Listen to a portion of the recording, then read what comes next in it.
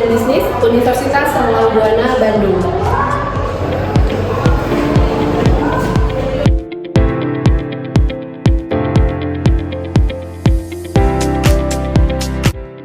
Pada kesempatan kali ini, saya akan menyampaikan terkait mata kuliah yang saya ampu yang sesuai dengan bidang keahlian saya, yaitu pengantar akuntansi 1.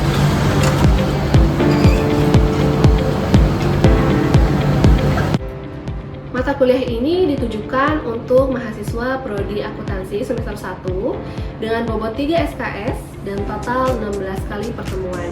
Di antaranya 14 kali pertemuan materi dan 2 masing-masing diantaranya untuk ujian tengah semester dan ujian akhir semester. Mata kuliah ini membekali pengetahuan dan pemahaman mahasiswa dengan pendekatan teoritis, disertai contoh-contoh tentang konsep dasar akuntansi, proses pencatatan transaksi, proses penyesuaian, penyusunan laporan keuangan perusahaan jasa dan perusahaan dagang, serta penilaian pencatatan persediaan dan penyajian persediaan di dalam laporan posisi keuangan. Tidak hanya itu, mata kuliah ini juga akan membahas terkait analisis dan interpretasi laporan keuangan.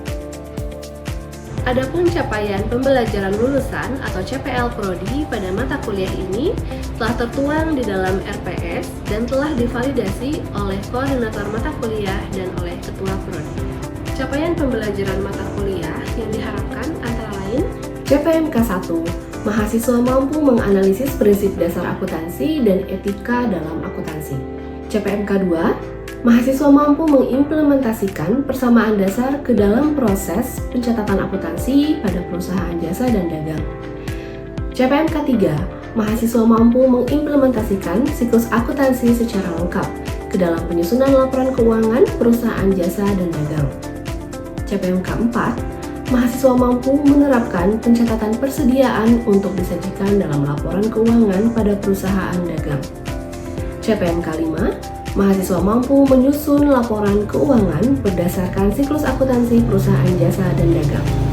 Terdapat 3 komponen utama dalam proses pembelajaran. Yang pertama ada delivery, lalu ada interaction, dan yang ketiga ada assessment atau penilaian.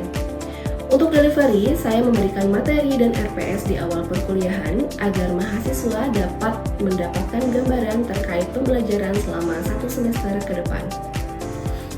Pembelajaran juga dilakukan secara tatap muka interaktif guna mendukung pemahaman mahasiswa. Materi didukung oleh media seperti kuis interaktif menggunakan Quizizz dan platform seperti PowerPoint dan Canva sebagai media pendukung. Untuk interaksi terjadi secara 2 arah antara dosen dan mahasiswa melalui diskusi, tanya jawab, kolaborasi, serta evaluasi dan umpan balik. Yang ketiga ada asesmen atau penilaian. Ada asesmen formatif dilakukan melalui kuis, tugas individu dan kelompok, serta penilaian sikap dan keterampilan sesuai dengan RPS. Dan ada juga asesmen sumatif yang dilakukan melalui ujian tengah semester dan ujian akhir semester. Adapun model pembelajaran yang ditekankan pada mata kuliah ini adalah problem-based learning, sehingga mahasiswa dapat aktif, peka, dan mampu menganalisis terhadap permasalahan yang berkaitan dengan mata kuliah pengantar akuntansi. Hal ini bertujuan agar mahasiswa dapat merencanakan dan membuat solusi atas permasalahan yang ditemukan. Referensi yang digunakan dalam mata kuliah ini mencakup buku karya para ahli, dan artikel jurnal bereputasi dengan nilai kebaruan, agar mahasiswa mampu mengikuti perkembangan ilmu pengetahuan terkini. Berikut adalah video proses pembelajaran mata kuliah pengantar akuntansi 1 pada pertemuan ke-6 dengan materi sesuai RPS, yaitu menyajikan kertas kerja dan menyiapkan laporan keuangan dari kertas kerja. Mari kita simak. Assalamualaikum warahmatullahi wabarakatuh. Selamat pagi semua teman-teman. Hari ini pertemuan ke-6 ya. Jadi kemarin kita sudah selesai pertemuan ke-5, sekarang kita masuk ke pertemuan ke-6 ya.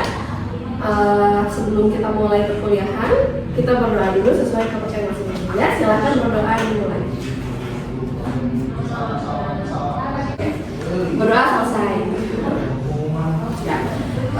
Hari ini ada yang tidak hadir atau hadir semua?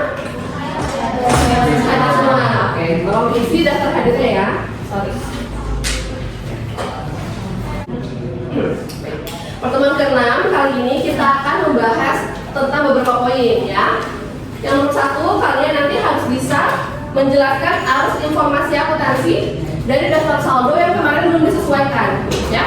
Yang belum disesuaikan nanti kita masukkan ke daftar saldo yang sudah disesuaikan. Lalu harus bisa membuat kertas kerja atau worksheet, ya. Dan yang terakhir menyiapkan laporan keuangan dari kertas kerja.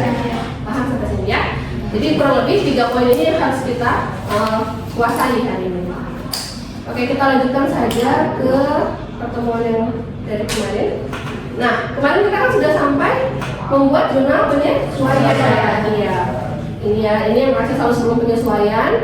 Lalu yang penyesuaiannya, ya ini ya, yang kemarin sudah kita hitung, mulai dari penyusutan dan lain bukunya, semua sudah. Nah, caranya, teman-teman perhatikan. Jadi kalau kertas kerja ini sebetulnya tidak harus dibuat, ya, tapi ini hanya alat bantu, ya, hanya alat bantu saja, begitu.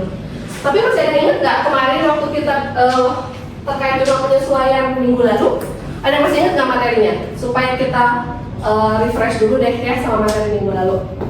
Teman-teman masih ingat nggak apa akun-akun apa saja yang harus disesuaikan? Oh, ya silakan. Alvin ya? Ya silakan Alvin. Itu tuh ada beberapa akunnya Bu ya.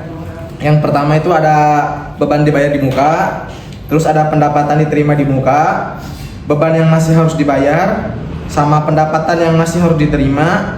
Terus akun yang selanjutnya itu penyusutan aktiva tetap, dan yang terakhir ada ini Bu, pemakaian perlengkapan. Oke, betul ya Alvin jawabannya. Selanjutnya untuk pertanyaan kedua, ada yang masih ingat nggak metode apa saja yang digunakan untuk menghitung penyusutan? Oke, Murni, silakan. Ada 4 metode Ibu, metode garis lurus, metode saldo menurun, unit produksi, sama jumlah tahun. Oke, betul ya. Ada yang masih ingat sekarang rumus untuk menghitung penyusutan menggunakan metode garis lurus? Ya, silakan. Apa rumusnya? Harga perolehan dikurangi Harga perolehan dikurangi nilai residu dibagi umur ekonomis. Dibagi umur ekonomis.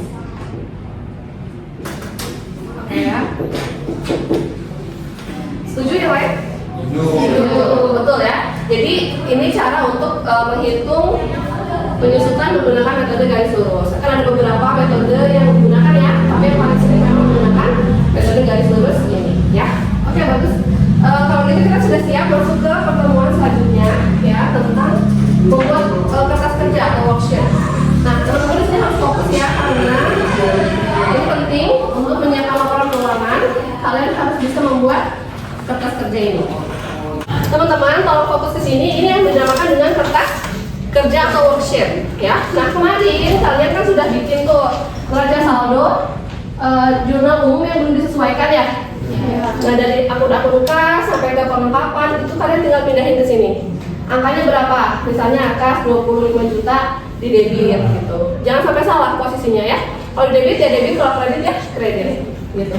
Dah, ini dipindahkan harus sama saldonya supaya untuk memastikan tidak ada kesalahan penulisan angka. Oke? Oke, selanjutnya kita masukkan ke kolom penyesuaian. Ini juga udah dibuat kemarin ya. Yang kalian hitung di sini. Nah, yang di sini nanti kalian pindahin totalnya kan 28.200 ya. Kalian pindahkan ke sini. Gitu ya. Kebayang? Oke, akun-akunnya sama. Akun yang ada di penyesuaian yang mana aja? Contoh piutang gitu ya. Nilainya berapa? 200.000. Dia di mana, di debit atau kredit? Di debit. Ya udah kita masukkan ke posisi debit. Terus perlengkapan, dia ada ternyata di posisi kredit. Ya udah masukin 700.000. Sama seperti tadi caranya ya. Jadi masukin dia di kolom debit atau kredit, jangan sampai tertukar. Terus dijumlahin harus sama, ya harus balance gitu. Nah, kalau kedua tahap ini sudah selesai, tahap selanjutnya adalah membuat neraca saldo setelah disesuaikan. Caranya gimana? Ada yang masih ada yang mau coba jawab? Kira-kira gimana ya caranya supaya tahu nilai yang ada di sini? Diselisihkan ya? Kita lihat misalnya yang kas 25.750.000. Di penyesuaian ada nggak yang mempengaruhi dia? Ada. Kalau nggak ada langsung kita pindahin ya. Oke, langsung kita pindahin di posisi debit atau kredit? Debit. Senilai yang sama. Iya, 25 juta sekian ya. Betul ya? Betul. Selanjutnya, akun apa lagi? Piutang. Kita lihat sini. Piutang ada di penyesuaian 200.000 di posisi debit. Nah, nggak ada lagi apa-apa kan? Ya udah, berarti langsung dipindahkan. Di posisi apa? Debit. 200.000. Betul ya.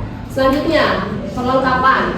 Nah, ini dia. Kalau perlengkapan dia ada di debit 1.900.000, tapi ada juga di kredit 700.000 ya. Jadi ketika penyesuaian dia ada nih di posisi kredit 700.000. Caranya tinggal dikurangi karena dia kontra ya, satu debit satu kredit, berarti harus dikurangi. Kalau sama-sama harus dikurangkan. Misalnya debit dan debit jumlahkan, kredit dan debit jumlahkan juga ya. Berarti 19 dikurangi 700 berapa? 1.400. Ya, di mana kita simpannya? Di debit. Coba kita lihat. Ya, betul ya. Begitu selanjutnya sampai ke akun terakhir yaitu beban kelengkapannya. Coba kita lihat lengkapnya seperti ini ya. Misalnya seperti tadi, ini juga tuh si beban dibayar di muka, asuransi dibayar di muka kan debit 12 juta ya, kredit 10 juta, berarti tinggal dikurangkan ya, dapat 2 juta di posisi debit. Begitu selanjutnya. Nah, ketika kalian sudah menghitung atau menyelesaikan nilai neraca saldo zona umum dan penyesuaian, kalian akan mendapatkan yang namanya neraca saldo setelah penyesuaian seperti itu. Nah, kalian nanti jumlahin, betul nggak akhirnya balance gitu ya. Nah, nanti kalian akan diberi tugas juga ya supaya bisa lebih paham. Nah, jumlahnya 47.900, berarti sudah betul ya, dari mulai perhitungan dan pencatatannya sudah tidak ada yang salah lagi. Nah, ini sebetulnya sudah bisa kalian susun laporan keuangan dari sini ya. Tinggal kalian lihat, pindahin ke sini nih, ke kolom-kolom. Ada laba rugi dan neraca. Oke, bagus ya.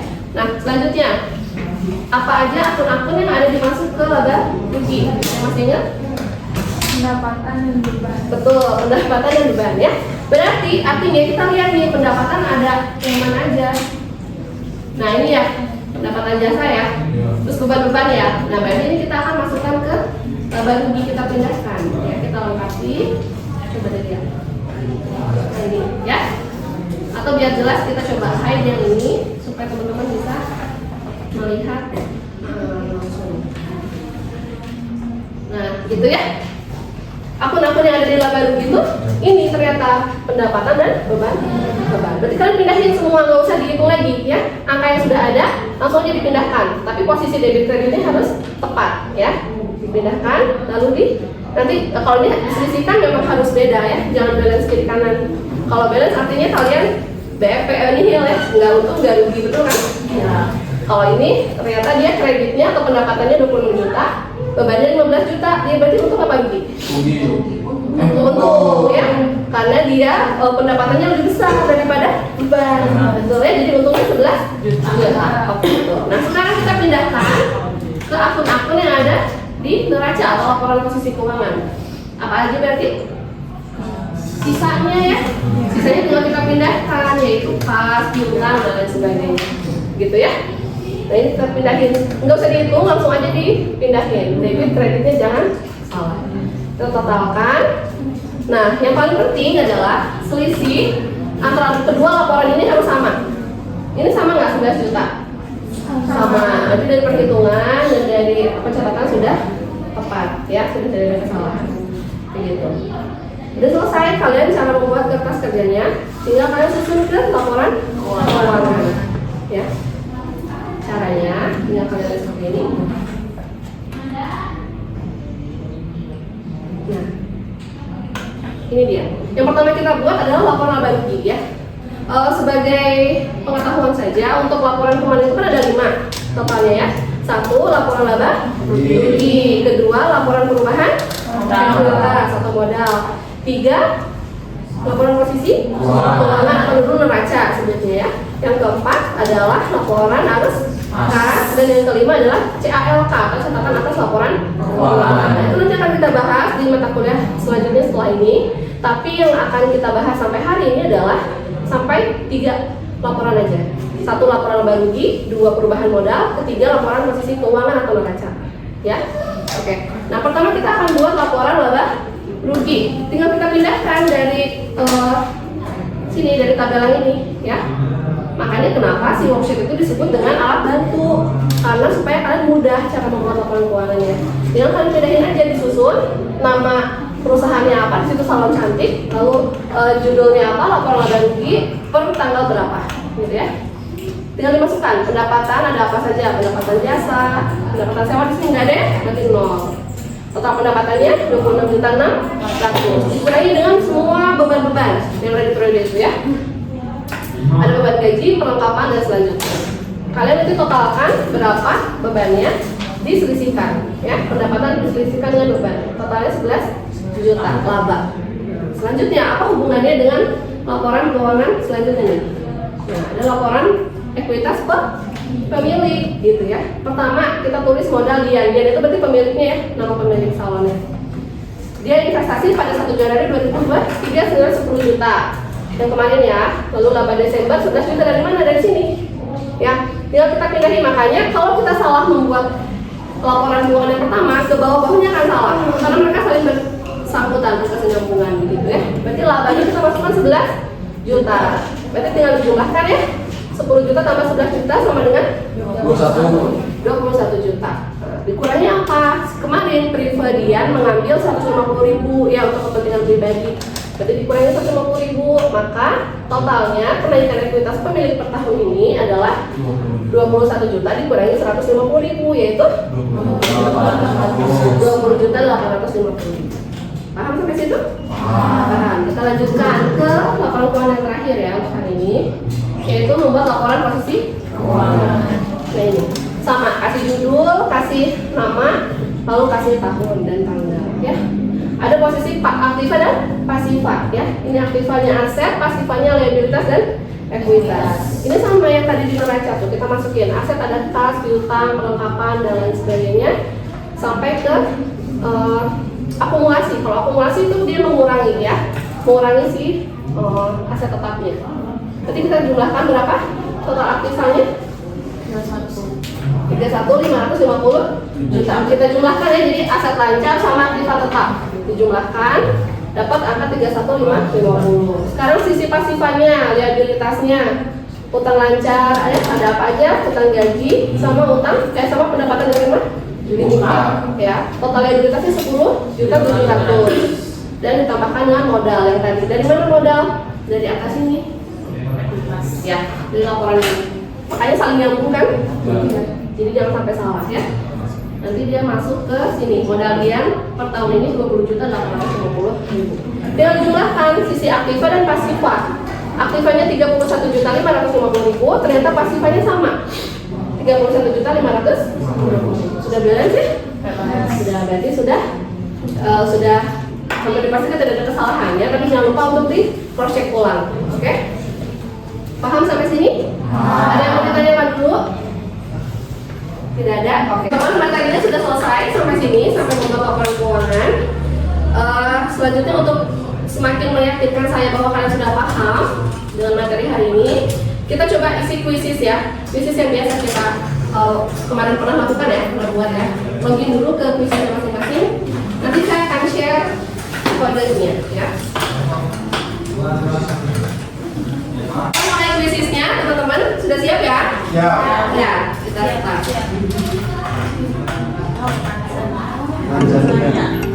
Oke.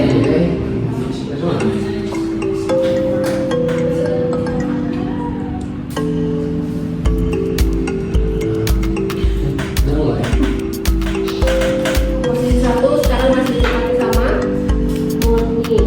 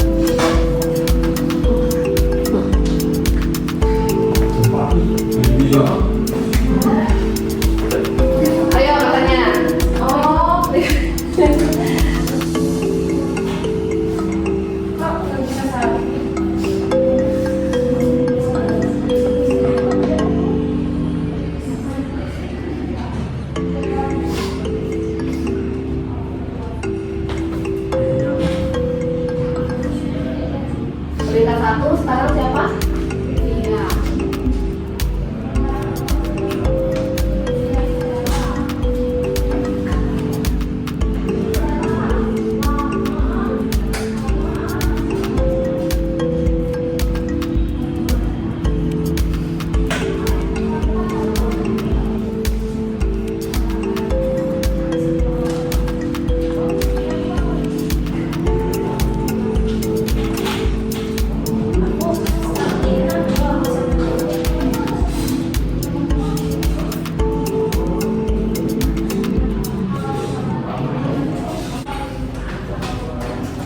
Oke, ini dia juaranya ya. Ada Ade, Safena, dan Lydia. Oke, mana? 3 orang itu boleh angkat ya? Oke, baik ya. Jadi teman-teman sudah nilainya juga sudah mendekati 100% ya. Berarti sudah bisa kita anggap bisa memahami pertemuan kali ini ya. Jangan lupa nanti ada tugas juga untuk minggu depan. Saya akan share di grup WhatsApp. Saya cukupkan untuk pertemuan hari ini. Terima kasih teman-teman sudah mengikuti perkuliahan dengan baik. Sampai bertemu minggu depan. Assalamualaikum warahmatullahi wabarakatuh. Waalaikumsalam warahmatullahi wabarakatuh. Demikian video proses rekaman pembelajaran untuk mata kuliah pengantar akuntansi 1 pada program studi akuntansi Universitas Langlang Buana Bandung. Video ini disusun sebagai salah satu syarat penyusunan dokumen pernyataan diri dosen atau PDD dalam rangka unjuk kerja Tridharma Perguruan Tinggi atau UKT-PT. Semoga dengan adanya video ini dapat menjadi pertimbangan yang baik dalam proses penilaian sertifikasi dosen gelombang 1 tahun 2025. Akhir kata, saya ucapkan terima kasih. Wassalamualaikum warahmatullahi wabarakatuh.